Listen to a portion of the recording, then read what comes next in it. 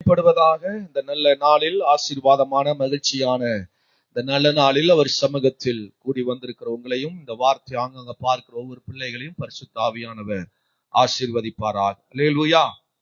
கடந்த வாரத்தில் நம்மோடு பேசின வார்த்தையின் தொடர்ச்சியாக ஆவியானவர் இன்றைக்கு நம்மோடு பேச விரும்புகிறார். அல்லேலூயா சொல்லுங்க. போன வாரம் எத்தனை பேருக்கு தேவனுடைய வார்த்தை ஆசீர்வாதமா இருந்தது?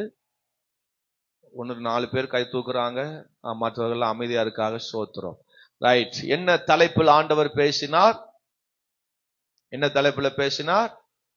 ஆமானுக்கு முக்காடு ஆயத்தம். சத்துருவுக்கு முன்பாக கர்த்தர் நம்மை தலையை நிமிர்த்தி வைக்க போகிறார். ஆமென் சொல்லுங்க.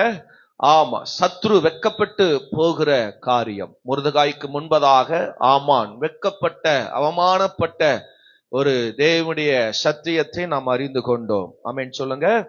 ஆமா, 4 பேர் சோத்திரம். ஆமென். ஆமானுக்கு விரோதமாக ஆமென் அவமானப்படுத்துகிற காரியங்களை பார்த்தோம். மொர்தெகாய் ஆமானுக்கு விரோதமாக செய்த அவமானத்தை நாம் பார்த்தோம்.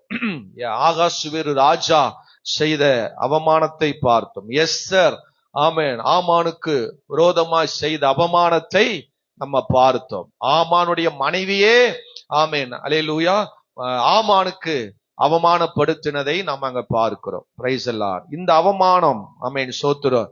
ஆமா, மொர்தெகாய் ஆமானுக்கு முன்பாக தலை நிமிர்ந்து சத்ரு வெட்கப்பட்டு போகணும்னா ஒரு விஷயத்தை நான் பேசினேன். சோத்திரம். அல்லேலூயா. நாம ஜெயிக்கணும்னா, நாம வெற்றி பெறணும்னா, சத்துருக்கு முன்னாடி கர்த்தர் நம்ம ஜெயமாய் நிறுத்தணும்னா ஒரு காரியத்தை சொன்னேன். சத்துருவுக்கு முன் பணியாதே. சத்தமா சொல்லுங்க. நீங்க எல்லாம் எழுதியிருக்கிறீங்க, தெரியுது உங்களுக்கு. நீங்க சத்தமா சொல்லலாம். சோத்திரம். சத்துருக்கு முன் பணியாதே. தெளிவா ஆண்டவர் நம்மோடு பேசினார். ஆமென் சொல்லுங்க. ஆமா, அன்றைக்கு நடந்த சம்பவங்களையும் இன்றைக்கு நடந்து கொண்டிருக்கிற சம்பவங்களையும் மையப்படுத்தி ஆவியானவர் பேசினார். எத்தனை பேருக்கு அது ஆசீர்வாதமா இருந்தது? ஒரு அல்லேலூயா சொல்லுங்க. ஆமா, இன்றைக்கு அதை தொடர்ச்சியாக தேவன் நம்மோடு பேச விரும்புகிறேன். இன்றைக்கு தலைப்பை கொஞ்சம் நான் அப்படி மாத்தி போடுறேன். ஆமான் அவமானப்படுவான். எல்லாரும் சொல்லுங்க. ஆமான் அவமானப்படுவான். சத்துரு அவமானப்படுவான். விசுவாசிக்கிறீங்களா? நம்புறீங்களா? நமக்கு விரோதமா செயல்படுகிற சத்துருக்கள் அவமானப்படுவார்கள், வெட்கப்படுவார்கள். நீங்க சத்ருன்னு யார நினைக்கிறீங்கோ? ஆமா, தரிசனத்துல சொப்பனத்துல வந்து பேய் வந்து பயமுறுத்துறது, அப்படி 4 பிசாசு வந்து உட்காந்து சோற தின்னுட்டு இருக்குது, இப்படி எல்லாம் பிசாசு. இதெல்லாம் பிசாசு. ஆமா, பக்கத்துல இருக்கிற எல்லாருமே நமக்கு பிசாசா தான் இருப்பாங்க. ஆமென். வரமாட்டிக்கு பாருங்க. அல்லேலூயா. ஆமா, பிசாசு எங்கேயோ இல்ல. நம்ம பிரச்சனை பண்ணுகிற எதிரி வேற எங்கேயோ இல்ல. வசனம் சொல்லுது, உங்க குடும்பத்தாரே சொல்ல மாட்டீங்க பாருங்க. ஆமே. அல்லேலூயா. ஆமா, பக்கத்துல இருக்கிற யாரு வேணா அப்படியா இருக்கலாம். சோத்திரம். கர்த்தர் நம்மை ஜெயிக்கும்படி, அந்த சத்துருக்கு முன்னாடி கர்த்தர் நம்ம தலையை நிமிர்த்தும்படி விரும்புகிறார். மீண்டும் அந்த வசனத்தை நான் வாசிக்கிறேன். எஸ்தர் 6ஆம் அதிகாரம் 12வது வசனத்தை வாசிக்கும் பொழுது, பின்பு மொர்தெகாய் ராஜாவின் அரண்மனை வாசலுக்கு திரும்பி வந்தான். மொர்தெகாய் ராஜாவின் அரண்மனைக்கு வெற்றியோடு ஜெயத்தோடு திரும்பி வந்தான். ஆமானோ வென்றால் சஞ்சலப்பட்டு முக்காடிட்டு கொண்டு தன் வீட்டுக்கு தீவிரித்து போனான். வெட்கப்பட்டு அவமானப்பட்டவனாக வீட்டுக்கு திரும்பி போனான் என்று வாசிக்கிறோம். அல்லேலூயா சொல்லுங்க. இப்படிப்பட்ட ஒரு நிகழ்வு நடக்கணும் அப்படின்னா மொர்தெகாய் ஜெயமாய் அவன் வீட்டுக்கு வரணும். மொர்தெகாய் ஜெயமாய் அரண்மனைக்கு திரும்புகிறான். வெற்றி முகத்தோடு அவன் நிற்கிறான். அதற்கு காரணம் என்ன என்று முதல் காரியத்தை பார்த்தோம். சத்ருவுக்கு முன்பதாக நம்ம ஒரு நாளும் தலை குனிந்திடக்கூடாது. ஆமென் சொல்லுங்க. ஆமே. நமக்கு முன்பதாக உலகத்துக்கு முன்னாடி நம்ம தலையை சாச்சிடக்கூடாது. அல்லேலூயா. ஆமா, அதத்தான் ஆண்டவர் நம்மோடு கூட பேசினார். ஸ்தோத்திரம். ஆமன். எஸ்தர் 3ஆம் அதிகாரத்தில் அந்த சம்பவங்களை நம்ம வாசித்தோம். ஆமென் சொல்லுங்க. ஒவ்வொன்றாய் உங்களுக்கு அழகா விளக்கி நான் உங்களோடு பேசினேன். ஆமென் சொல்லுங்க. அவனுக்கு என்னெல்லாம் டார்ச்சர் வந்தது, எதெல்லாம் அவனுக்கு விரோதமாக பல போராட்டம் வந்தது, அதையெல்லாம் அவன் கண்டுக்காம தேவனுக்காக வைராக்கியமாய் நின்றான். தேவனுக்காக தலை குனியாமல் வீரமாய் ஜெயமாய் நின்றான். அதனால்தான் சத்ரு தலை கவிழ்ந்து போகிறான். போகிறான். சத்துரு அங்கே முக்காடிட்டு கொண்டு போகிறான். அவமானப்பட்டவனாய் போகிறான். ஹலோ, ஒரு ஆமென் சொல்லுங்க. இரண்டாவது விஷயத்தை நான் உங்களோடு இன்றைக்கு பேச விரும்புகிறேன். இரண்டாவது ஒரு விஷயம், மொர்தெகாய் செய்த இரண்டாவது காரியம், சாதாரணமாய் விடாது. எல்லாம் சொல்லுங்க. சத்ரு ஆமான் அவமானப்படணும், வெக்கப்படணும்னா நமக்கு வரப்போகிற காரியத்தை, தேவன் செய்ய போகிற காரியத்தை, நாம் தேவனுக்காக செய்கிற காரியத்தை சாதாரணமா எண்ணக்கூடாது, சாதாரணமா நினைச்சிடக்கூடாது. அது ஒரு வைராக்கியமா நமக்குள் எழும்பணும். மொர்தெகாய்க்குள்ள அது சாதாரணமா விடல, அவன் வைராக்கியமா எழும்பினான், வைராக்கியமா செயல்பட்டான். ஆகவேத்தான் சத்துருக்கு முன்னாடி அந்த மொர்தெகாய் ஜெயமாய் மாறினான். அல்லேலூயா சொல்லுங்க. நீங்க மொர்தெகாய் குறித்து கடைசியில நீங்க வாசிச்சு பார்த்தீங்கன்னா, அல்லேலூயா, அவன் ராஜாவுக்கு அடுத்தவனாக கர்த்தர் அவனை அமர வைக்கிறார். 10ஆம் அதிகாரம் 2வது வசனத்தை, எஸ்தர் 10ஆம் அதிகாரம் 2வது வசனத்தை ஒருவர் சத்தமாக வாசிங்க பார்க்கலாம்.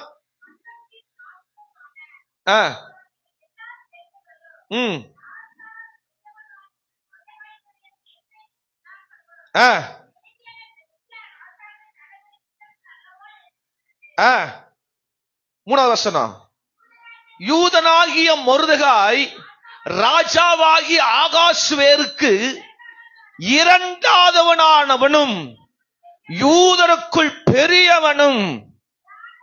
பாருங்க, அவன் தேவனுக்காக வைராக்கியமாய் நின்றதுனால கர்த்தர் எங்க கொண்டு உட்கார வச்சிருக்கிறாரு. பேசுங்க, வாயை திறந்து. கொலக்கட்டை வாயில போட்டு வந்துட்டீங்களா?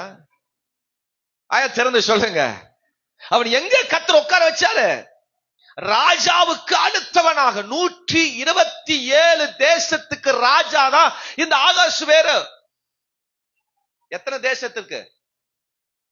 127 தேசத்திற்கு.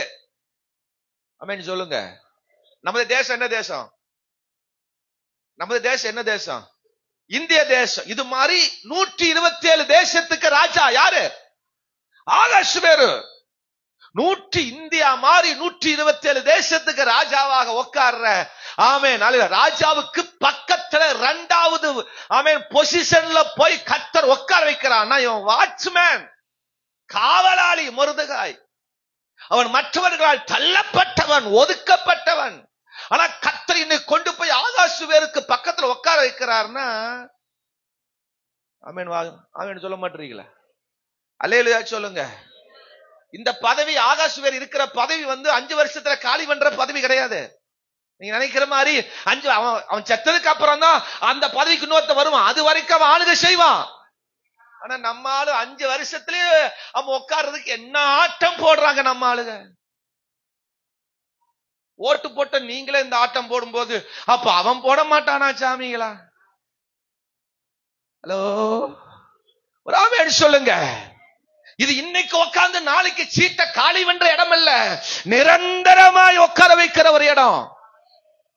எங்கெல்லாம் அவமானப்பட்டானோ மொர்தெகாய், எங்கெல்லாம் தள்ளப்பட்டானோ, கால் மிதிக்கப்பட்டவன் இந்த மொர்தெகாய். ஆனா இன்னைக்கு கர்த்தர் அவனை கொண்டு போய் அவன் 127 தேசத்தின் ராஜாவா இருக்கிற அவன் பக்கத்துல கொண்டு உட்கார வச்சிருக்கிறாங்க. ஆமென் வர மாட்டீங்க. அல்லேலூயா சொல்லுங்க. அப்பனா நம்முடைய வாழ்க்கை எப்படி இருக்கணும், கர்த்தருக்குள் எப்படி இருக்கணும், அதான் இன்னைக்கு ஆண்டவர் நம்மோடு பேச விரும்புகிறார். நம்ம கர்த்தருக்குள் வைராக்கியமாய் வாழ்ந்துட்டா இந்த உலகத்தில் இருக்கிற எல்லாரை விட கர்த்தர் நம்மை மேலே உயர்த்துவா. ஆமென் சொல்லுங்க. அல்லேலூயா சொல்லுங்க. சரி, 2வது பாயிண்ட்க்கு வருவோம். சாதாரணமாய் அவன் விடல. எதை விடல? வாசிக்கலாம். 4ஆம் அதிகாரம் 1வது வசனத்திலிருந்து 3 வசனங்களை வாசிக்கலாம். நடந்த யாவற்றையும் மொர்தெகாய் அறிந்த போது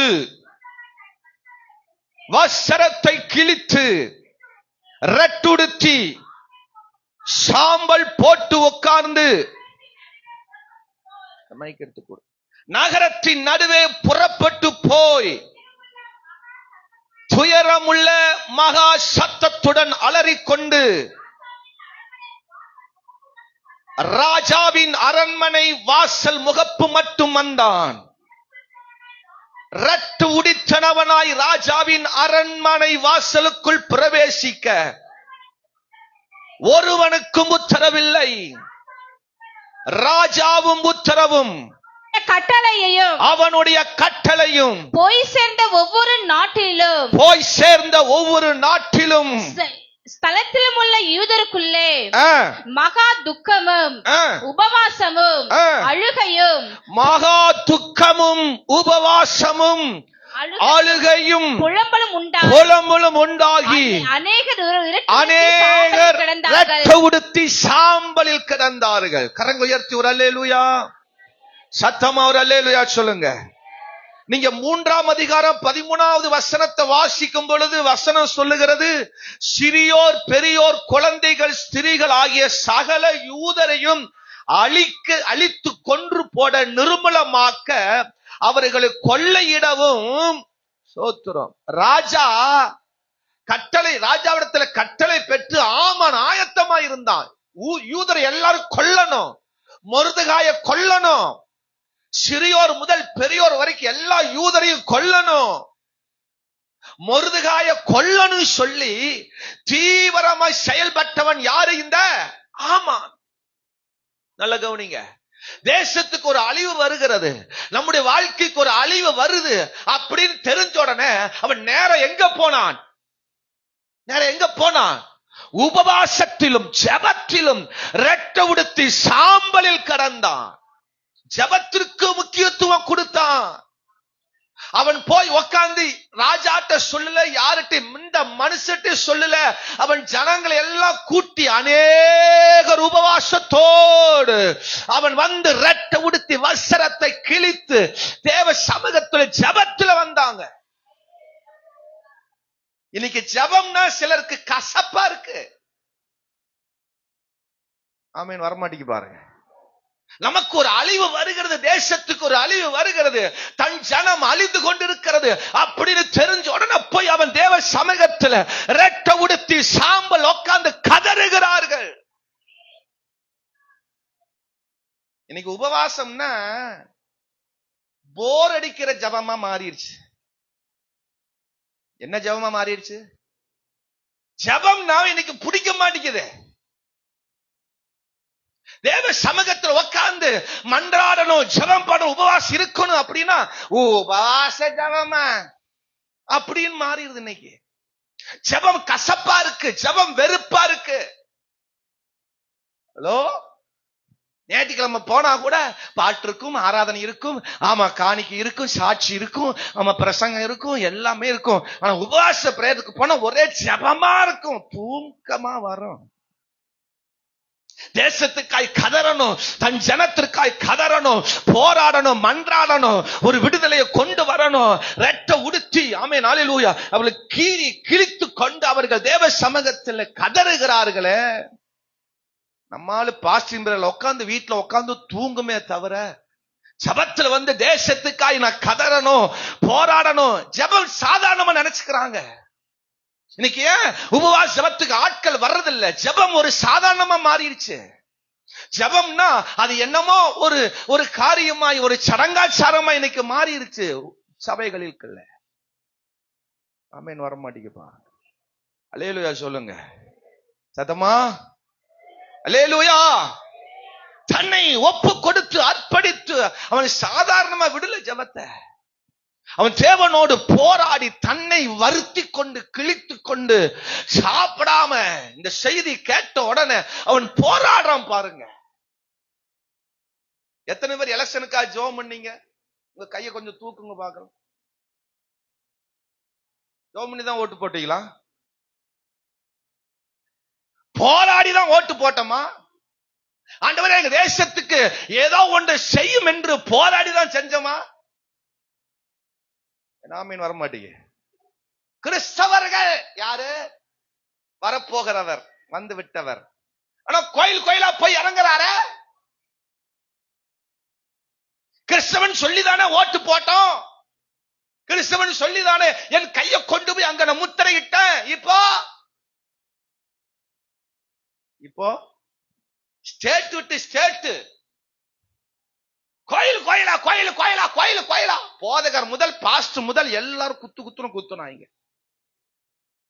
ஆனா அவர் இப்ப கோயிலுக்குள்ள போய் குத்துறாரு. கோயிலுக்குள்ள போய் உட்கார்ந்து குத்தம் வச்சிட்டு இருக்கிறாரு. யாரை நம்பி நீ செஞ்ச? யாரை நம்பி நீ செயல்பட்ட? கர்த்தருடைய சமூகத்தில் வந்து போராடினாயா? தேசத்துக்காய் கதறினாயா? என் ஜனம் அழிந்து கொண்டிருக்கிறது, என் ஜனம் அழிந்து போய் கொண்டிருக்கிறது. அமேன். வர மாட்டேங்குது.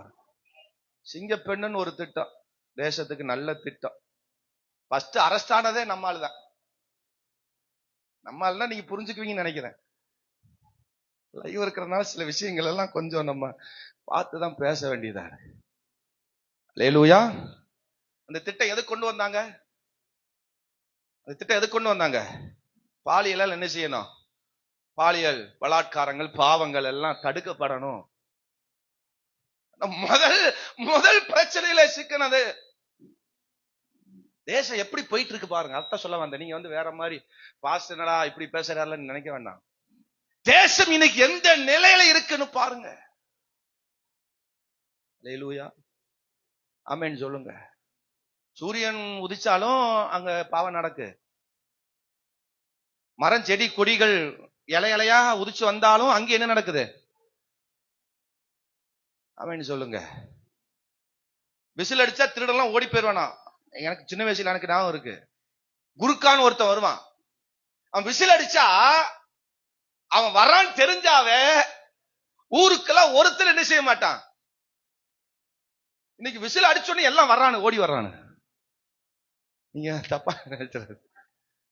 ஹலோ, ஆமென் சொல்லுங்க. இது விசில் அல்ல. இனி என்ன வந்தாலும் சரி, நடக்க வேண்டியது நடக்காமல் இருக்கணும். நாம் கதறணும். சாதாரணமா நாம இந்த தேசத்தை விட்டுவிடக் கூடாது. அல்லேலூயா சொல்லுங்க. என் தேசம் மனம் திரும்பணும், பாவத்திலிருந்து மாறணும். நான் இந்த தேசத்துக்காக ஒரு நாள் கதறுகிறேன், ஒரு நாள் உபவாசம் இருக்கிறேன், ஒரு நாள் தேவனோட போராடுகிறேன் அப்படின்னு ஒரு ஆட்கள் எழும்ப முடியுதா? எழும்புறோமா? ஹலோ, ஆமென் சொல்லுங்க. தறி ஓட்டுறது எத்தனை பேர் பார்த்திருக்கீங்க? தறி எத்தனை பேர் பார்த்திருக்கீங்க? என்ன செய்வாங்க? சலக்கு சலக்கு உலக்கு. இந்த நூலை இழுத்து இந்த நூலை இழுத்து இப்படி அடிச்சு அப்படி என்ன செய்வாங்க? நெய்வாங்க. இன்னைக்கு நிறைய பேர் ஜபம் அப்படித்தான். எனக்கு பொண்டாட்டிக்கு பிள்ளைக்கு, எனக்கு பொண்டாட்டிக்கு பிள்ளைக்கு. இதுதான் ஜபம் இன்னைக்கு. எப்ப ஜபம்னா? பிள்ளைக்காக, புருஷனுக்காக, மனைவிக்காக. பிள்ளைக்காக, புருஷனுக்காக, மனைவி. எப்ப ஜபம்னா தன் குடும்பம் தன் குடும்பம் தன் குடும்பம். தானா தின்னி வீணா போயின்னு ஒரு பழமொழி சொல்லுவாங்க. உங்களுக்கே ஜெபம் பண்ணி நீங்க வீணா போக கூடாது. இங்க மொர்தெகாய் தேசத்திற்காய் கதறுகிறான். அல்லேலூயா சொல்லுங்க. ஆமென் சொல்லுங்க. இவன் ஜெபம் பண்ணது மட்டும் அல்லாம 4 வசனம் சொல்லுது, அப்பொழுது எஸ்தரின் தாதிமார்களும் அவளுடைய பிரதானிகளும் போய் அதை அவளுக்கு அறிவித்தார்கள். அதனால் ராஜாத்தி மிகவும் துக்கப்பட்டு மொர்தெகாய் உடுத்தி இருந்த ரட்டை எடுத்து போட்டு அவனை உடுத்துவிப்பதற்கு வஸ்திரங்களை அனுப்பினார். அவனோ அவைகளை ஏற்றுக்கொள்ளாதிருந்தான். இப்ப எஸ்தர்ட்ட நியூஸ் போகுது. எஸ்தர் யாரு? மொர்தெகாயோட மக. மொர்தெகாயோட மக. இப்போ ராணியாக, ஆகாசுவேருக்கு ராணியாக இப்ப ராஜ அரண்மனையில் இருக்கிற எஸ்தர். இப்ப மொர்தெகாய் ஜெபம் பண்ற காரியத்தை, அவன் தேசத்துக்காய் கதறுகிற காரியத்தை யாருக்கு போச்சு நியூஸ்? சொல்லுங்க, ஆய திறந்து பேசுங்க. இப்ப எஸ்தருக்கு இந்த நியூஸ் போகுது. மொர்தெகாயும் தன் ஜனங்களும் பயங்கரமா கதறி ஜெபம் பண்ணிட்டு இருக்கிறாங்க, உபவாசம் இருக்கிறாங்க, ரெட்டை உடுத்துறாங்க. மொர்தெகாய் சட்டையெல்லாம் கிழிச்சிட்டு ஆமா அப்படி பயங்கரமா ஜெபம் பண்றாருன்னு தெரிஞ்ச உடனே எஸ்தர் என்ன பண்றா அப்படின்னா, அரண்மனையில் இருக்கிற சட்டையெல்லாம் எடுத்து, வேஷ்டி சட்டையெல்லாம் எடுத்து பேக் பண்ணி எங்க அப்பாட்ட கொண்டு கொடுத்து அந்த டிரெஸ் எல்லாம் அவுத்துட்டு இந்த டிரெஸ் போட சொல்லுன்னு அனுப்புறா.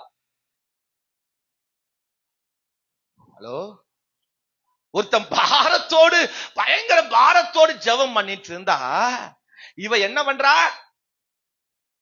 இவ என்ன பண்றா? டிரெஸ் கொடுக்கிறா. கூட சப்போர்ட் பண்ணி நிப்பான்னு பார்த்தா இவ டிரெஸ் கொடுத்து சோத்தை கொடுத்து அவனை ஜெபத்தை தடுக்க பாக்குறா. அல்லேலூயா. ஆமென் சொல்லுங்க. சத்தமா ஒரு அல்லேலூயா சொல்லுங்க. ஆனாலும் மொர்தெகாய் விடல. அப்போ மொர்தெகாய் விடல.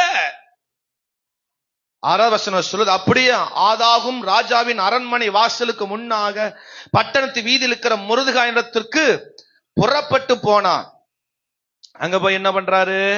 அப்பொழுது மொர்தெகாய் தனக்கு சம்பவித்த எல்லாவற்றை பற்றியும் யூதரை அழிக்கும்படி ஆமான் ராஜாவின் கஜனாவுக்கு எண்ணி கொடுப்பேன் என்று சொன்ன பணத்தொகையை பற்றி அவனுக்கு அறிவித்ததும் அன்று, யூதரை அழிக்கும்படி சூசானிலே பிறந்த கட்டளையில் நகலை அவனிடத்தில் கொடுத்து அது எஸ்தருக்கு காண்பித்து தெரியப்படுத்தவும், அவள் அகத்தியமாய் ராஜாவிடத்தில் போய் அதை ஜனங்களுக்காக விண்ணப்பம் பண்ணவும் மன்றாடவும் வேண்டும் என்று அவளுக்கு சொல்ல சொன்னான். இப்ப அரண்மனையில் இருக்கிற எஸ்தருக்கு தகவல் அனுப்புகிறாங்க, போய் சொல்லுங்க இந்த மாதிரி தேசத்தை அழிக்கும்படி ஆமான் செயல்படுகிறான், அது எப்படியா ராஜாவுக்கு சொல்லி அந்த காரியத்தை தடுக்கன்னு சொல்லி மன்றாடன்னு சொல்லி கொடுத்து அனுப்புனா, எஸ்தர் வாங்கி அதை பெடக்கால போட்டுட்டு இன்னும் எஸ்தருக்கு அந்த பாரம் வரல. அல்லேலூயா சொல்லுங்க. சத்தமா ஒரு அல்லேலூயா சொல்லுங்க. மொர்தெகாய் திரும்ப திரும்ப விடல. எஸ்தரை ஜெபிப்பதற்கு அவன் திரும்ப திரும்ப அவன் பயங்கரமா அந்த காரியத்தை செயல்படுத்திக் கொண்டே இருக்கிறான். 13ஆம் வசனத்தையும் 14ஆம் வசனத்தை வாசிக்கும் பொழுது, வாசிங்க சத்தமா. மொர்தெகாய் எஸ்தருக்கு திரும்ப சொல்ல சொன்னது, திரும்ப திரும்ப சொல்ல சொன்னது என்னவென்றால், நீ ராஜாவின் அரண்மனை இருக்கிறதினால், நீ ராஜாவின் அரண்மனை இருக்கிறதினால் மற்ற யூதர் தப்பக்கூடாது இருக்க, மற்ற யூதர்கள் தப்பக்கூடாது இருக்க நீ தப்புவாய் என்று, நீ தப்புவாய் என்று உன் மனதிலே நினைவு கொள்ளாதே, உன் மனதில் நினைவு கொள்ளாதே. இப்ப பாருங்க, இப்ப ராஜாவோட ராணியாக எஸ்தர் இருக்கிறதுனால அவ அந்த ஜெபிப்பதற்கு அந்த பாரம் வரல. இன்னும் யாருக்கு? தன் குலம் அழிய போகுது, தன் அப்பா அழிய போறாங்க, யூத ஜனம் அழிய போகுதுன்னு அந்த பாரம் இன்னும் வரல. ஏன் வரல? அவ எங்க இருக்கிறா? எல்லாம் மண்டபத்தில் இருந்து அரண்மனையில் இருந்தா யாருக்கு எந்த ஞாபகம் வரும்? அரண்மனை இருக்கிறவங்களுக்கு கீழே இருக்கிற காரியங்கள் எப்படி ஞாபகம் வரும்? அவங்க இருக்கிறத ராஜா வீட்டு சோறு, ராஜா வீட்டு தண்ணி, ராஜா வீட்டு எல்லா நன்மையும் பெற்றுட்டு இருந்தா கீழே தண்ணி இல்லாம கஷ்டப்படுறவனை குறித்து எப்படி அவனுக்கு தெரியும்? ஆமீன். வரமாட்டேங்க பாருங்க. பஞ்சாயத்துல போய் பஞ்சாயத்துல இருக்கிற ஆபீசரை பார்த்து எனக்கு தண்ணி வரலன்னு சொன்னா என்ன சொல்லுவான்? என்ன சொல்லுவான்? போங்க போங்க பாத்துக்கலாம். ஏன்னா அவன் வீட்டுக்கு 24 மணி நேரம் தண்ணி போகுது. தண்ணி இல்லாத கஷ்டம் யாருக்கு தான் தெரியும்? தண்ணி இல்லாததான் தெரியும். நீங்க டெய்லி குடத்தை தூக்கி கொண்டு வச்சுட்டு நீங்க போராட்டம் பண்ணாலும் கேட்டாலும் அதற்கு வாய்ப்பில்லை. ஏன் தெரியுமா? அந்த பாரம் அவனுக்கு வரல. அவனுக்கு தண்ணி இல்லாத பஞ்சம் அவன் அனுபவிச்சது இல்ல. ஹலோ, அந்த பஞ்சத்தை அனுபவிக்கிறவனுக்கு தான் அந்த பாரம் தெரியும். மொர்தெகாய்க்கு தான் அந்த பாரம் தெரியுது. எஸ்தருக்கு அந்த பாரம் வரல. இன்னைக்கு பல நேரங்கள் அப்படித்தான். பாஸ்டுக்கு இருக்கிற பாரம் விசுவாசிக்கு வர மாட்டேங்குது. ஏன்னா அந்த பாரம் இன்னும் அவர்களுக்குள் போகல. ஹலோ, ஜபத்துக்கு வாங்க, உபவாசத்துக்கு வாங்க. பாஸ்டர் வேலை இருக்கு பாஸ்டர், வர முடியாது பாஸ்டர். ஹலோ, ஒரு ஆமென் சொல்லுங்க. ஜபத்தை குறித்த பாரம், ஜபத்தை குறித்த அந்த வைராக்கியம் இன்னும் நமக்கு வரல.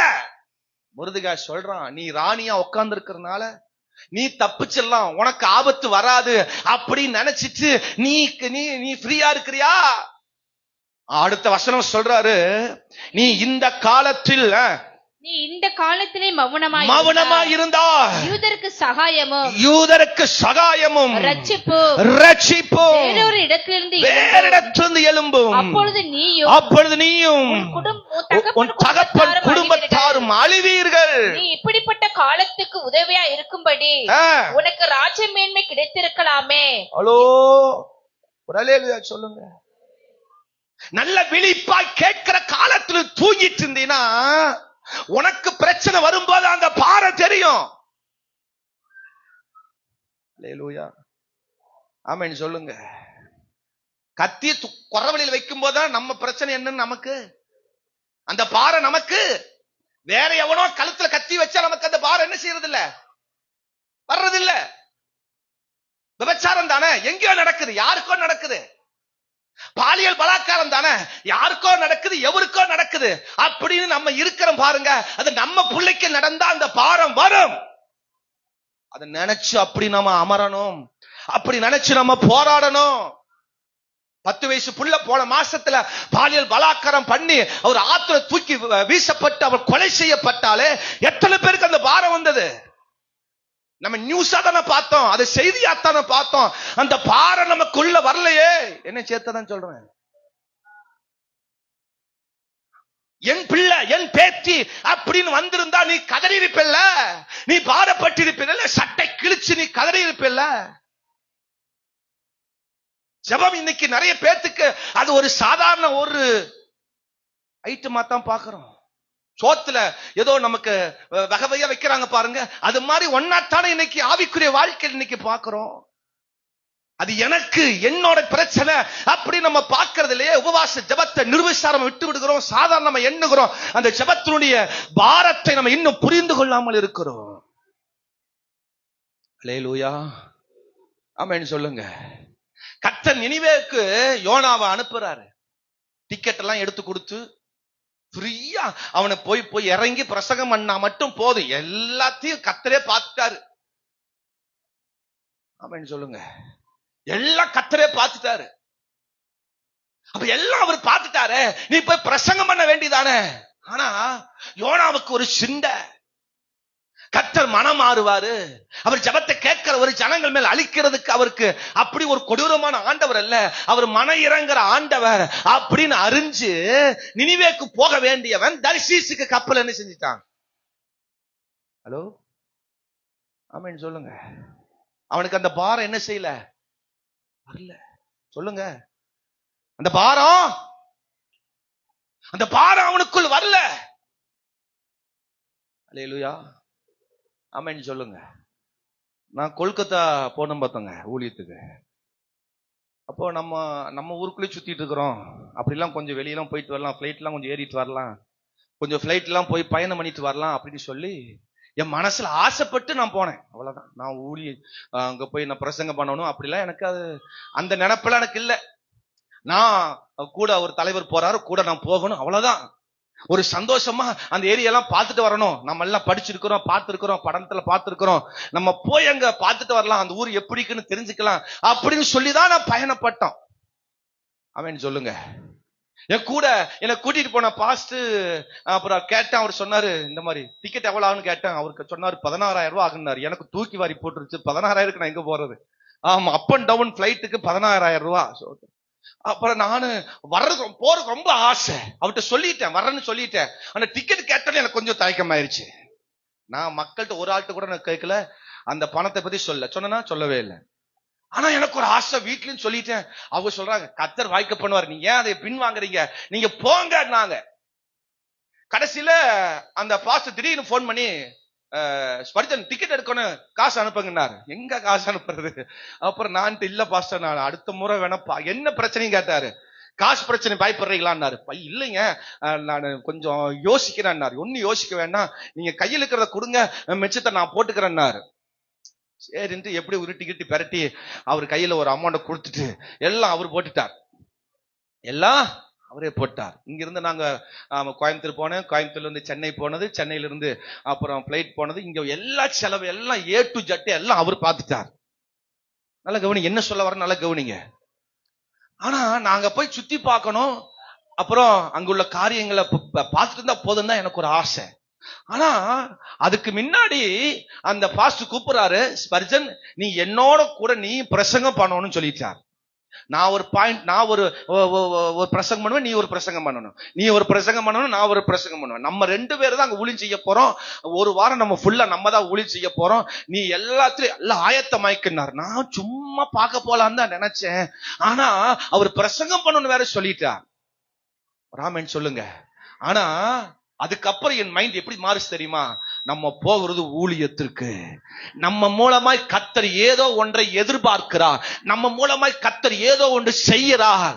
என்று சொல்லி என் சிந்தையை தூக்கி ஓரம் வச்சுட்டு தேவ சித்தத்துக்கு நிறைய ஒப்பு கொடுத்தோம். பாருங்க, அங்க போன சர்ச்சில் பிரசங்கம் பண்ணேன். 3 நாட்கள் அந்த சர்ச்சில் நான் பிரசங்கம் பண்ணேன். அப்புறம் ஒரு 3 நாட்கள் ஊழியர் மீட்டிங்ல அந்த ஏரியா முழுவதும் பல இடங்கள்ல இருந்து, பல ஸ்டேட்ல இருந்து பல ஊழியர்கள், நூற்றுக்கணக்கான ஊழியர் வந்திருந்தாங்க. அவர்களுக்கு 3 நாள் பிரசங்கம் பண்ணேன். அல்லேலூயா. எங்கேயும் சுத்தி பார்க்கல, எங்கேயும் போகவே இல்லை. அல்லேலூயா. அந்த எல்லா பிரசங்கம் பாரத்தோடு கொடுத்தேன்.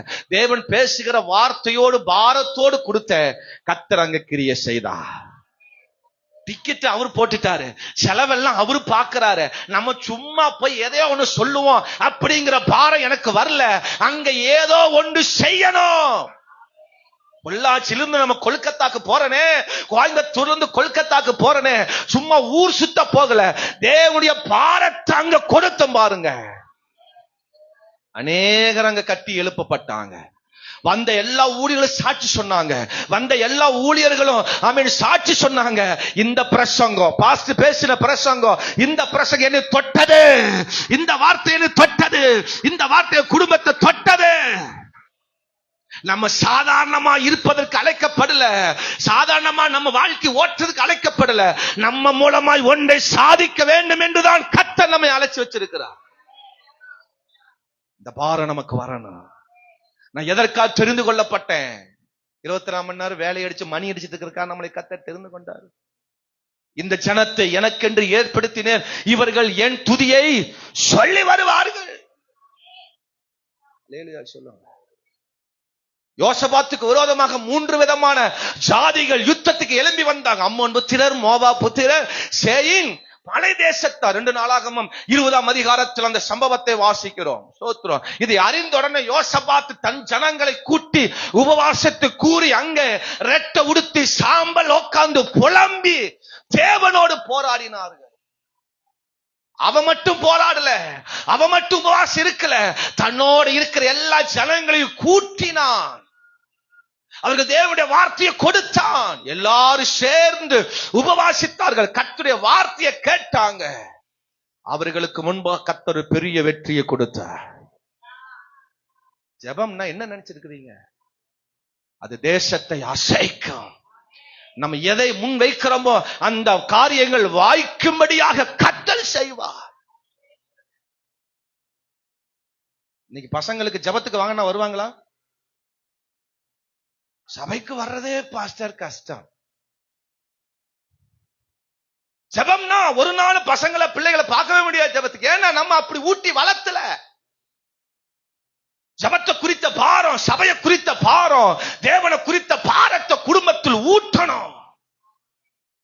சோறை எடுத்து ஊட்டுறீங்களே, காக்கா காக்கா ஊ ஊ ஆ ஆ.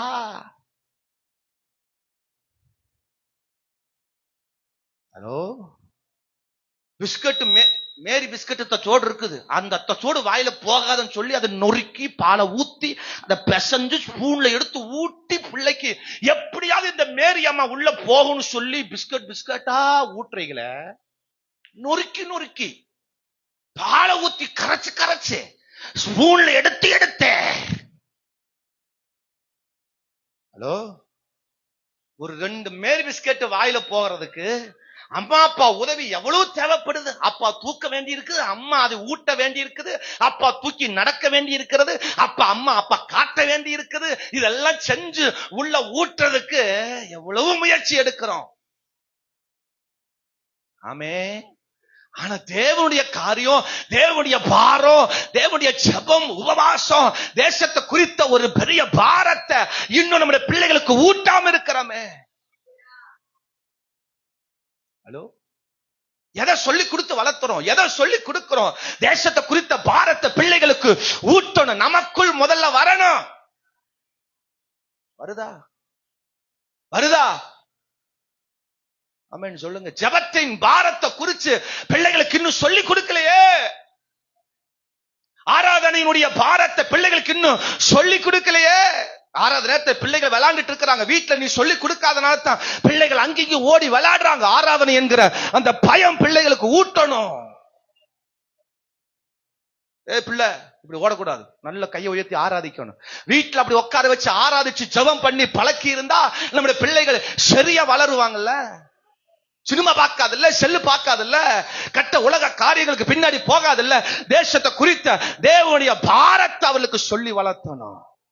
ஒரு மொர்தெகாய் தன் எடுத்து வளர்த்தின ஒரு எஸ்தரை அவள் அப்படி பாரப்படுத்தி வளர்த்துறதுனால இன்னைக்கு ராணியா உட்கார்ந்து இருக்கா. நம்ம வளர்ப்பு எப்படிதான் நம்ம பிள்ளைகளுடைய மேன்மை இருக்கும். சொல்லுங்க, என் பிள்ளை தேரவே மாட்டேன், என் பிள்ளை ஒன்னத்துக்கும் தேரல, பிள்ளை ஒன்னுலயும் முன்னேறல. காரணம், நீங்க முன்னேற்றதுக்கான காரியத்துல நடத்தல. ஆமே, அல்லேலூயா சொல்லுங்க. உங்க பிள்ளைகள் சரியா இல்லாத காரணம் நீங்கள் வளர்த்தின வளர்ப்பு. சிறு வயதுல இருந்து கொடுக்க வேண்டிய பாரத்தை கொடுக்கணும். பிள்ளையாண்டானாவை நடக்க வேண்டியல அவனை நடத்து, முதிர் வயதிலும் அவன் அதை விடாதிருப்பான். ஹலோ, அம்மா அப்பா சொன்னாவே பைபிள் படிக்கிறது இல்ல. நம்மளா சுயமா பைபிள் படிப்போமா? அதுவும் படிக்கிறது இல்ல. ஜெபம் பண்ணுவோமா? அதுவும் பண்றது இல்ல. குடும்ப ஜெபம் எத்தனை வீட்டுல நடக்கு? கையை உயர்த்தி உங்க முகத்தை பார்க்கலாம். தூக்குங்க, வெக்கப்படம் தூக்குங்க.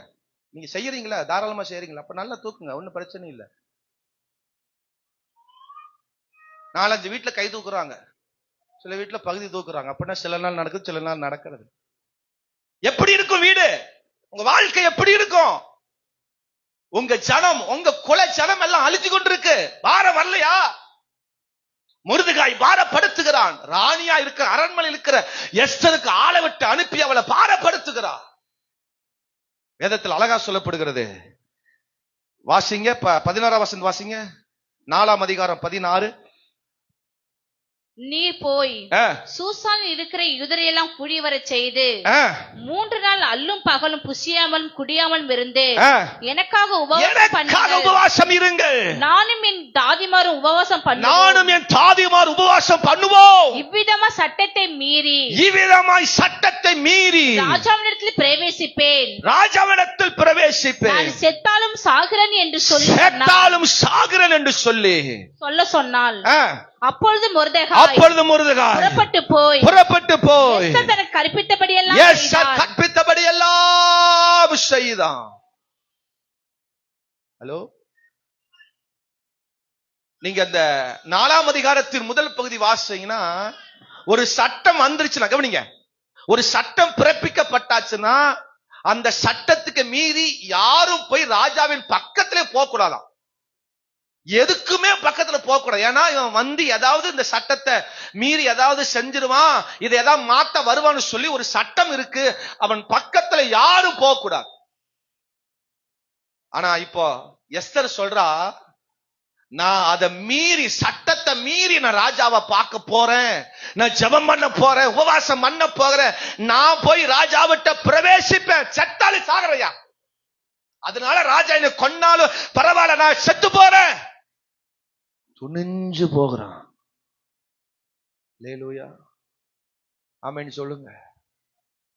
நம்ம பிள்ளைகள் அப்படி எழுப்பிடணும், நம்ம குடும்பத்தை அப்படி எழுப்பிடணும். இன்னைக்கு ஆகாரம் இல்லாட்டியும் பரவாயில்ல, இன்னைக்கு வேலைக்கு போய் வருமானம் இல்லாட்டியும் பரவாயில்ல, நான் இந்த உபவாச ஜபத்தை விட மாட்டேன். எத்தனை பேர் அந்த தீர்மானம் எடுக்க விரும்புறீங்க? கை வரமாட்டேங்க பாருங்க. எப்படி பாஸ்டர், நான் எங்க ஓனரை விட்டுட்டு நான் எப்படி பாஸ்டர் ஜெபம் பண்ண வந்துருவேன்? என் வேலையை விட்டுட்டு நான் எப்படி பாஸ்டர் வந்துருவேன்? யோனாவுல 4ஆம் அதிகாரம் 3ஆம் அதிகாரத்தில் வாசிங்கன்னா ராஜா சொல்றாரு, அவங்க தேசத்துக்கு ஒரு பெரிய தீங்கு வருதுன்னு, அழிவு வருதுன்னு தெரிஞ்ச உடனே ராஜா சொல்ற, மாடுகளுக்கு கூட தண்ணி வைக்க கூடாது. என்னதுங்க, மாடு என்ன பாவம் பண்ணுச்சு? ஆடு மாடுகளுக்கு கூட என்ன வைக்க கூடாது? தண்ணி வைக்க கூடாது. ஹலோ, எல்லாரும் உபவாசம் இருங்க. கர்த்தர் மனசாவப்பட்டு இறங்கி வராருன்னா அதுதான் நம்ம எந்த அளவுக்கு நம்முடைய வெறுத்து தேவனுக்காக வர்றோமோ அதுதான் பெரிய வெற்றி. சத்துருக்கு முன்னாடி அது பெரிய வெற்றி. ஹலோ, நீங்க ஒரு ஞாயிற்றுக்கிழமை ஒரு விசேஷத்துக்கு வீட்டுக்கு போறீங்க, சீரு வீட்டுக்கு போறீங்க, வேலைக்கு போறீங்க. நீங்க கிறிஸ்தவங்க, சர்ச்சுக்கு போறோம்னு தெரியுமா தெரியாதா? எல்லாருக்கும் தெரியுமில்ல. நீங்க சர்ச்சுக்கு போறவங்க தெரியுமா தெரியாதா? கட்டாயமா தெரியும். அவங்க முன்னாடி நீ போய் வேலை செஞ்சீனா யார் வெக்கப்படணும்? யார் வெக்கப்படணும்? ஆண்டவர் வெக்கப்படுவார்ல. அவன் சில டைம் சொல்லுவாங்க, என்னக்கா நீங்க சர்ச்சுக்கு போகாம வந்திருக்க. அப்ப கூட உணர்வு வருமா? எங்க பாஸ்டர் தான் மனுஷுக்கு வர்ற, இன்னைக்கு வராட்டி அடுத்த வாரம் போய் நான் போய் அவர் சமாளிச்சுக்குவேன். அது ஒண்ணும் பிரச்சனை கிடையாது. சர்ச்சுக்கு போறதுன்னு பெரிய பிரச்சனை. இந்த வாரம் இல்லாட்டி அடுத்த வாரம் நான் போய் அல்லது இடையில போய் காலில் விழுந்து கையில விழுந்து எப்படியாவது நான் நினைச்சுக்குவேன். ஹலோ, ஒரு ஆமென் சொல்லுங்க. அதுக்குதான் சொன்னேன், இன்னையில இருந்து நீங்க எல்லாரும் என்னை பாஸ்டர் என்று அழைக்க வேணும். அல்லேலூயா சொல்லுங்க. தம்பி இதுவரைக்கும் இரக்கம் கொடுத்த தம்பி முடிச்சிட்டாரு, அவர் போயிட்டாரு. அல்லேலூயா. உன் குடும்பத்தின் ஒரு நபரா இருந்தவர் அவர் போயிட்டார். இன்னையில இருந்து உங்களுக்கு எல்லாம் பாஸ்டர், ஸ்ட்ரிக்டா இருக்க போறார். கரங்களை உயர்த்தி ஒரு அல்லேலூயா ஆமென் சொல்லுங்க. சத்தமா ஒரு அல்லேலூயா சொல்லுங்க. அவங்க போய் உட்கார்ந்து மனம் கசந்து உட்கார்ந்தாங்க பாருங்க. வேலையை விட்டு வருமானத்தை விட்டு தண்ணி கூட குடிக்காம உட்கார்ந்தான் பாருங்க. கர்த்தர் நினிவே மேல் மனம் இறங்கினார். அல்லேலூயா சொல்லுங்க. ஏதோ ஒரு முறை வந்து உக்காந்துட்டு முழங்கால் போட்டு அப்படி உபவாசம் இருந்து அப்படி கதறி சவம் பண்ணி அப்படி பயங்கரமா நீங்க சாட்சி சொல்லிட்டு போயிடலாம். அடுத்த வாரம் திரும்ப சேட்டை பண்ணக்கூடாது. இன்னைக்கு நிறைய நேரம் தான் நடக்குது. பாஸ் சொல்லிட்டாரு அப்படின்னு பார்த்தா அப்படியே ஒரு வாரம் 2 வாரம் 1 மாசம் அப்படின்னு வர்றது ஜபத்துக்கு. அதுக்கப்புறம் வர வர மாமியா டேஷை போல.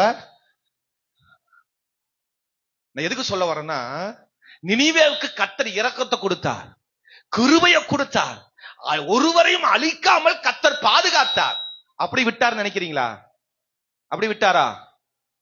நீங்க திரும்ப நாகும் 1ஆம் அதிகாரத்திலிருந்து வாசி பாருங்க. திரும்ப கர்த்தர் அந்த நினிவேயை அழிச்சார். ஏன் தெரியுமா? நீங்க அந்த நாகும் புஸ்தகத்தை எடுத்து வாசி பாருங்க. அப்படின்னு ஒரு புஸ்தகம் இருக்கு. அத போய் வீட்டுல வாசி பாருங்க. மீகாவுக்கு அடுத்து வரும். அந்த புஸ்தகத்தை வாசி பாருங்க. என்னெல்லாம் கிருபை நினிவே கொடுத்தாரோ, என்னெல்லாம் பாதுகாப்பு தேவன் கொடுத்தாரோ, அதெல்லாம் திரும்ப அவர்களை அழித்து போட்டார். ஏன் தெரியுமா? நெட்ட உடுத்தி சாம்பல் இருந்தவங்க தான், உபவாசம் இருந்தவங்க தான், மனம் இறங்கி வந்தவங்க தான் திரும்ப பாவம் செஞ்சாங்க. திரும்ப அதே பாவத்தை கடைபிடிச்சாங்க. திரும்ப அதே வேலைக்கு போனாங்க. திரும்ப அப்படியே கீழ்ப்படியாம செஞ்சாங்க. அப்படியே திரும்ப தேவனுக்கு விரோதமாக கோபம் பண்ண மாதிரி செஞ்சாங்க. இரக்கம் கொடுத்த ஆண்டவர் திரும்ப அவர்களை அழித்து போட்டார். ஹலோ, ஒரு முறை ஆண்டவரை பிடிச்சிட்டோம்னா, ஒரு முறை ஆண்டவரை பற்றி கொண்டோம்னா, ஒரு முறை ஆண்டவரை வைராக்கியமா நம்ம பிடிச்சிட்டோம்னா கடைசி வரைக்கும் விட்டுவிடக்கூடாது. அல்லேலூயா சொல்லுங்க. பதவி கிடைச்சோடனே, பொறுப்பு வந்தோடனே, ஆசீர்வாதம் வந்த உடனே நம்ம திரும்ப அப்படி நம்முடைய வாழ்க்கையில பின்வாக்கி ஓடிவிடக்கூடாது. கடைசி வரைக்கும் இந்த மொர்தெகாய் தேவனுக்கு வைராக்கியமா நின்றார். அதனாலதான் 10ஆம் அதிகாரம் 3வது வசனத்துல கர்த்தர் மொர்தெகாயை ராஜாவுக்கு அடுத்த ஸ்தானத்துல கொண்டு போய் உட்கார வச்சாருங்க. இன்னைக்கு நீங்க வைராக்கியமா ஆண்டவர் பக்கம் நின்னு பாருங்க. ஜபத்துல, ஜபம்னா நான் நிப்பேன். இந்த ஒரு விஷயத்தை எத்தனை ஒப்பு கொடுக்க விரும்புறீங்க? ஜபம்னா வந்து நிப்பேன், ஆராதனைனா வந்து நான் நிப்பேன், சபை நிகழ்வுகள் எல்லாவற்றிலும் நான் வந்து முன்னாடி நிப்பேன். இனி என் வாழ்க்கை எப்போது சபை காரியத்துல எல்லா விஷயத்தையும் நான் வந்து நிப்பேன்னு சொல்றவங்க. சிலர் கையை தூக்குறதுக்கு பயமா இருக்கு. சிலர் யோசி கையை தூக்குறாங்க. அல்லேலூயா சொல்லுங்க. இனி சபையில ஜெபம் நடக்கும்போது நான் வீட்டுல இருப்பேன்னா அந்த நாள்ல ஓடி வருவேன். நான் சபையில நடக்கிற எல்லா ஜெபங்கள் என்னுடைய தலை வந்து நீக்கும். இனி உலகத்துக்கு என் தலை சாய்க்கிறது இல்ல, உலக காரியத்திற்கு என் தலையை நான் கொடுக்க போகிறது இல்ல. அல்லேலூயா சொல்லுங்க. ஒரு பாயிண்ட் இவ்வளவு நேரம் வந்துருச்சு. ஆமென் சொல்லுங்க. பாருங்க, எஸ்தர் இன்னும் பல விஷயம் சொல்றா பாருங்க. அந்த 8ஆம் அதிகாரம் 6ஆம் வசனத்தை வாசிங்க பாருங்க. அங்க சொல்றா பாருங்க, என் ஜனத்தின் மேல் வரும் பொல்லாங்கை நான் எப்படி பார்க்க கூடும்? என் குலத்திற்கு வரும் அழிவை நான் எப்படி சகிக்க கூடும்? எஸ்தர் சொல்றா, ராஜாவிட்ட சொல்றான், எப்படி நான் அதை பார்த்துட்டு பொறுமையா இருக்க முடியும்? உங்க ஊர்ல எத்தனை பேர் தப்பு பண்றான், எவ்வளவு பேர் தவறு பண்றான் பார்த்து நீ கையத்தட்டி வேடிக்கை தான் பாக்குறமே தவிர அவர்களுக்காக ஒரு நாளாவது பாரப்பட்டு ஜெபம் பண்ணி இருக்கிறோமா? எஸ்தர் சொல்றா, என் குலத்துக்கு வரும் அவமானத்தை நான் எப்படி பார்க்க கூடும்? அல்லேலூயா சொல்லுங்க, சத்தமா ஒரு அல்லேலூயா சொல்லுங்க. நான் இனி விட மாட்டேன், நான் திறப்புல நிப்பேன், தேவ சமூகத்தை நிப்ப. சாதாரணமா இனி ஜெபத்தை விட மாட்டேன், பிரசங்கத்துல சாதாரண விட மாட்டேன். ஏதோ ஒரு வாரம் போனா போகட்டும், இனி ஒரு நாளும் இந்த சபை விட்டு நான் ஒரு நாள் வேற எங்கேயும் போக மாட்டேன். ஒரு தீர்மானம், ஒரு வைராக்கியம், ஒரு தேவனோடு கூட ஒரு தீர்மானம். வெள்ளிக்கிழமை உபவாச ஜபத்துல இனி தொடர்ந்து நான் வருவேன். இனி என் ஜபத்தை உபவாசத்தை நான் சாதாரண விட மாட்டேன். அந்த ஜபம் எனக்கு மிகப்பெரியது. இந்த ஜபம் தான் என் வாழ்க்கையில் அடுத்த நிலைக்கு மாறப்போக பண்ண போகிறது. சத்துரு தலை வெக்கப்பட்டு போற காரணம் என்ன தெரியுமா? அந்த மொர்தெகாய் எஸ்தர் செய்த அந்த ஜபம் தான். இன்னைக்கு உங்க ஜபம் எந்த அளவுக்கு இருக்கு, எந்த லெவல்ல இருக்கு, எவ்வளவு படி உயரத்தில் இருக்கிறது உங்க ஜபம்? நம்முடைய வாழ்க்கையிலுடைய தேவனோட வைராக்கியம் எந்த லெவல்ல இருக்கு இன்னைக்கு? ராமன் சொல்லுங்க. எங்க குடும்பத்திலே எங்க பெரியப்பா நல்ல டிகிரி படிச்சவர். அந்த காலத்திலே நான் சொல்றது 50-60லயே அவர் டிகிரி படிச்சவர். கவர்மெண்ட் வேலை. எங்க பெரியப்பா எங்க அப்பாவோட கூட பிறந்த அண்ணன், கவர்மெண்ட் வேலை. அந்த காலத்துல அவர் கவர்மெண்ட் வேலை கிடைச்சது. அப்போ அந்த கவர்மெண்ட் வேலை கிடைச்ச உடனே முதல் வாரத்துல அவரை ஆலயத்திற்கு டியூட்டி வச்சுட்டாங்க, வேலை வச்சுட்டாங்க. எங்க குடும்பத்துல, எங்க அப்பா குடும்பத்துல அவர் தான் முதல் ரசிக்கப்பட்டவர். இன்னைக்கு வரைக்கும் உயிரோடு இருக்கிறார். எத்தனையோ முறை மரணம் வரைக்கும் போயிட்டு இன்னைக்கு வரைக்கும் உயிரோடு இருக்கிறார். அவர் என்ன பண்ணார் தெரியுமா? எனக்கு கவர்மெண்ட் வேலை வேண்டாம் அப்படின்னு முதல் வாரத்துல எழுதி கொடுத்துட்டு வந்துட்டாரு. இன்னைக்கு வரைக்கும் எங்க பெரியப்பா இங்கிலீஷ் பயங்கரமா பேசுவார். ஆமே, கிட்டத்தட்ட 90 வயசுக்கு மேல இருக்குன்னு நினைக்கிறேன். அந்த முதல் வாரத்திலேயே எஸ்கூஸ் கேட்டு சரி பரவாயில்ல இந்த ஒரு வாரம் தானே அப்படின்னு பண்ணிட்டு இருக்காம அப்பவே கவர்மெண்ட் வேலை எழுதி கொடுத்துட்டு வந்துட்டாரு. எனக்கு தேவனை தேடுவதை தவிர எனக்கு எந்த வேலையும் தேவையில்லைன்னு சொல்லி எழுதி கொடுத்துட்டு வந்துட்டார். ஆமென் சொல்லுங்க. ஒருக்கா மசனாய் வெசனாய் சொல்லுவாங்கல்ல, ஊர்ல திரிகிற அந்த வசனாய் எங்க பெரியப்பாவை கடிச்சிருச்சு. அவர் கடிச்ச சில மணி நேரத்துல நாய் மாதிரி குலைக்க ஆரம்பிச்சார். நாய் மாதிரி அவர் செயல்பட ஆரம்பிச்சார். நாய் மாதிரி உட்காருவார், நாய் மாதிரியே உழைப்பார், நாய் மாதிரி ஆக்டிவிட்டில செய்ய ஆரம்பிச்சார். ஆனா ஒரு ஊசி கூட, ஒரு மருந்து கூட போடல. செத்தா நான் சாகிறேன், தேவன் எனக்கு உசுர தரட்டும்னு சொல்லி அவர் அந்த வெசனாய் கடிப்பல் கூட ஒரு ஊசி போடாம உசுரோட தேவன் மேல வைராக்கியமா இருந்தார். அவர் சாகவும் இல்ல, ஊசியும் போடல, கர்த்தர் அவரை பலப்படுத்தினார். அந்த வைராக்கியம் தாங்க. அந்த வைராக்கியம் நமக்கும் நம்ம பிள்ளைகளுக்கு வரணும். தேவனுக்காக அப்படி வைராக்கியம் பாராட்டணும். அப்படின்னா வியாதி வந்த உடனே வீட்டிலே கடந்து சத்தாலும் பரவாயில்ல, அந்த அதை சொல்ல நானு. கர்த்தருக்காக ஒரு வைராக்கியம். அல்லேலூயா சொல்லுங்க. ஒரு விஷயத்தை சொல்லி நான் முடிக்க போறேன். அடுத்த மொர்தெகாய் செய்த ஒரு காரியம் என்ன தெரியுமா? இந்த எஸ்தர் அவங்க அம்மா அப்பா கிடையாது, எடுத்து வளர்த்தின பிள்ளை. பாருங்க, சொல்லி முடிக்க போறேன். 2ஆம் அதிகாரம் 7ஆம் வசனம் சொல்லுது, ஆமா, எஸ்தரை எடுத்து வளர்த்துகிறான். அவர் தகப்பனும் தாயும் மரணம் அடைந்த போது மொர்தெகாய் அவளை தன் குமாரத்தியாக எடுத்து கொண்டார் என்று வாசிக்கிறோம். நல்ல கவனிங்க, எடுத்து வளர்த்தின பிள்ளைதான் எஸ்தர். தன் பெற்றுக்கொள்ளாத, நம்ம பெற்றெடுக்காத பிள்ளைதான் இந்த எஸ்தர். அவங்க அம்மா அப்பா 2 பேரும் மரிச்சு போயிட்டாங்க. ஆனா அன்றையில இருந்து இந்த மொர்தெகாய் எஸ்தர் மேல ஒரு கண்ணு வச்சு அவரையே ஃபாலோ பண்ணி ஒவ்வொரு நாளும் சகல நாளும் அவளை மறக்காம அவளுக்கு பின்னாடியே ஃபாலோ பண்ணி அவளை நடத்தினவர் தான் இந்த மொர்தெகாய். இது எடுத்து வளர்த்தின பிள்ளை தானே, இது சாதாரண பிள்ளை தானே, இது யாரோ பெத்த பிள்ளை தானே அப்படின்னு விடாம, எனக்கு அந்த வேத பகுதி வாசிக்கும் பொழுது எனக்கு பயங்கர சவாலா இருந்தது. இப்ப அந்த தேசத்திற்கு எல்லா கன்னி பெண்ணுகளும் ராஜா கூட்டிட்டு போயிட்டார். ராஜா அரண்மனை கூட்டிட்டு போயிட்டாங்க. ஏன்னா ராஜாவுக்கு அடுத்த ஸ்தானத்துல ராணியா உட்கார வைக்கிறதுக்காக எல்லா கன்னி பெண்களையும் கூட்டிட்டு போயிட்டாங்க. அது எஸ்தர் ஒருத்தையும் கூட்டிட்டு போயிட்டாங்க.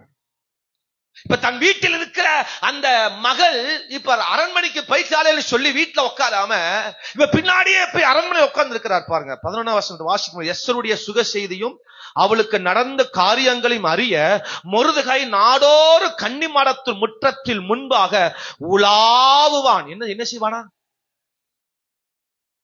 படிக்க போகும் பொழுதும் வேலைக்கு போகும் பொழுதும் வீட்டை விட்டு வெளியே போகும் பொழுதும் வீட்டுல உட்கார்ந்து சோவா தூங்கக்கூடாது பெற்றோர்கள். பாருங்க, பின்னாடியே போய் அரண்மனையில உலாவிட்டு இருக்கிறான். என் பிள்ளை என்ன பண்றா, என் பிள்ளைக்கு என்ன நடக்குது, ஏதாவது தப்பு நடந்துக்கூடாது, தவறு நடந்துக்கூடாது அப்படின்னு உலாவிட்டு எட்டி எட்டி பார்த்துட்டே உலாவி இருப்பான். என் பிள்ளை எங்க இருக்கிறா, என் பிள்ளை நல்லா தான் இருக்குதா, என் பிள்ளை சுகமா தான் இருக்குதா, பாவம் இல்லையா, பரிசுத்தமா தான் இருக்கிறாளா, நான் கற்றுக்கொண்ட மாதிரி அவ கரெக்டா தான் வாழ்றாளா, ஃபாலோ பண்ணினா கூடையே இருக்கிறார். எங்க போனாலும் கூடிய தூரத்துல அவங்க அப்பா பின்னாடியே இருந்துட்டு இருந்தாரு. ஹலோ ஹலோ ஆமா சொல்லுங்க. இன்னைக்கு உங்க அப்பா உங்க அம்மா அப்பா பின்னாடி ஃபாலோ பண்ண விடுவீங்களா? ஃபாலோ பண்ண விடுவீங்களா? பாப்பா எனக்கு பார்க்க தெரியாதா, பா அம்மா என் பின்னாடியே வந்துட்டு இருக்கிறேன் அப்படின்னு 2 எட்டு உதைச்சு அவங்களை அனுப்ப மாட்டான். எனக்கு போக தெரியாதா, நான் பஸ் ஏற தெரியாதா, நான் பஸ் ஸ்டாண்டுக்கு நிக்க தெரியாதா, போக தெரியாது, பாரு. அப்பதான் 4 SMS அனுப்ப முடியும். அப்பா இல்லாம இருந்தா தானே. சிலருக்கு பஸ் ஸ்டாண்டு காதல், bus stand SMS, bus stand receive. எஸ்தருக்கு அப்படி ஒண்ணுமே கிடையாது. யார் மேல எந்த கண்ணு இல்ல, யார் மேல எந்த கான்டாக்ட் இல்ல. சில வீட்டு விட்டு இறங்கின உடனே SMS தேட ஆரம்பிச்சிருவாங்க. ஹலோ அனுப்பணும், லாக்ல போட்டு வச்சிருப்பாங்க, எங்கேயாவது லாக்ல உள்ள கொண்டு போய் வச்சிருப்பாங்க. அதை வீட்டு விட்டு இறங்கி கொஞ்ச தூரம் போனதுக்கு அப்புறம் பின்னாடி 4 பேர் சுத்தி முத்தி பார்த்து அந்த லாக்ல இருக்கிற அதை எடுத்து முன்னாடி கொண்டு வந்து ஓபன் பண்ணி ஏதாவது வந்திருக்குதா வரலையா நம்ம போஸ்ட் ஆபீஸ்ல போய் நம்ம தேடுற மாதிரி தேட வேண்டியதுதான்.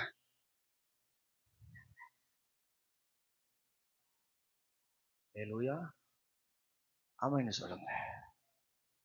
இங்கிருந்து பஸ் ஸ்டாண்டுல இருந்து பஸ் ஏறி போய் சேர வேண்டிய இடத்துல சேர்ந்து அதுக்கப்புறம் முடிச்சு வந்து வீடு வாசல் வரைக்கும் போன் வரும், SMS எல்லாம் வரும். வீட்டு வாசல் ஒரு அம்மா வந்துட்டேன் எல்லாம் லாக் பண்ணி உள்ள வந்துருவாங்க. போன திறந்து பார்த்தா ஒண்ணுமே இருக்காது, எல்லாம் கம்ப்ளீட்டா ஃப்ரீயா இருக்கு. என் பிள்ளை நல்ல பிள்ளை, என் பிள்ளை போல ஒரு பிள்ளை இல்லை. உங்களை யாரும் தப்பு சொல்ல. நீங்க நம்ம பிள்ளைகளை ஃபாலோ பண்ண முடியுதா? நம்ம பிள்ளைகள் நம்மை ஃபாலோ பண்ண விரும்புகிறார்களா? பாருங்க, அடுத்த வசனம் அழகா சூப்பரா சொல்லும் பாருங்க.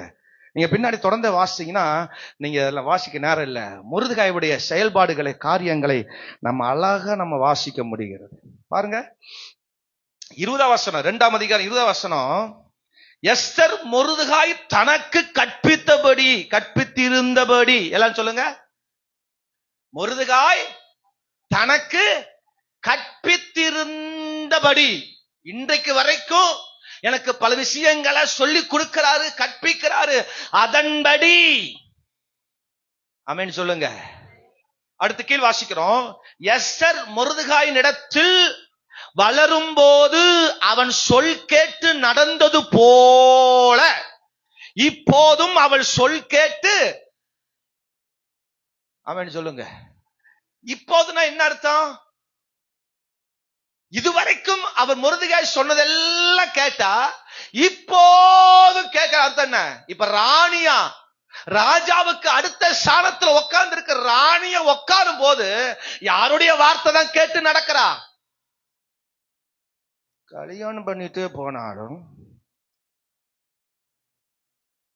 பெத்தவங்க பேச்ச கேட்கணும், கடவுள் பேச்சு அதை விட கேட்கணும். அல்லேலூயா சொல்லுங்க. ஏன் அம்மா மாருக்கு எடுத்த உடனே கல்யாணம் பண்ணோன்னு ஒரு வார்த்தை சொல்லுவாங்க. என்ன வார்த்தை சொல்லுவாங்க? எல்லாரும் சொல்லுங்க.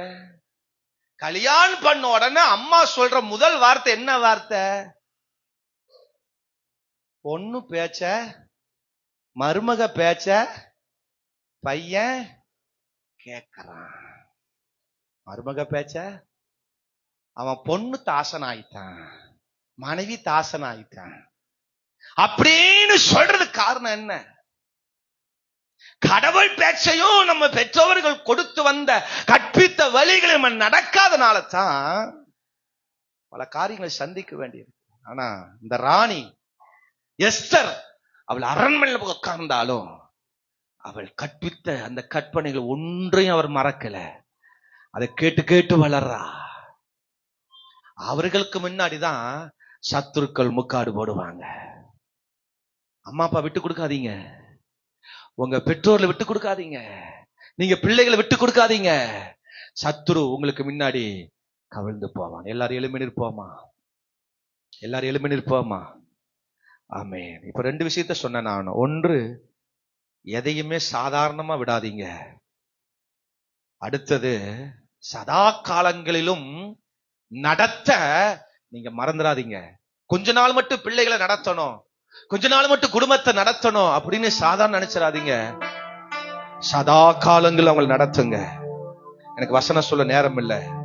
2:7, 2:10, 2:11, 2:19, 2:20 இதுல எல்லாம் வாசிச்சு பார்த்தீங்கன்னா அதை சகல நாட்களும் எஸ்தரை மொர்தெகாய் நடத்தினார். அல்லேலூயா. கர்த்தரோடு கூட நடக்க ஒப்பு கொடுத்தவங்க வாழ்க்கையில கடைசி வரைக்கும் தேவனுக்காக நீ நடக்கணும். கடைசி வரைக்கும் கர்த்தருக்காக நடக்கணும். அவர் சொல் கேட்டு நடக்கணும். அவர்களுக்கு முன்பதாக சத்துரு விழுந்து போவாங்க. கர்த்தாவே, இந்த வார்த்தையை ஆசீர்வதிங்கப்பா. ஆண்டவரே, இந்த வார்த்தையை ஆசீர்வதி.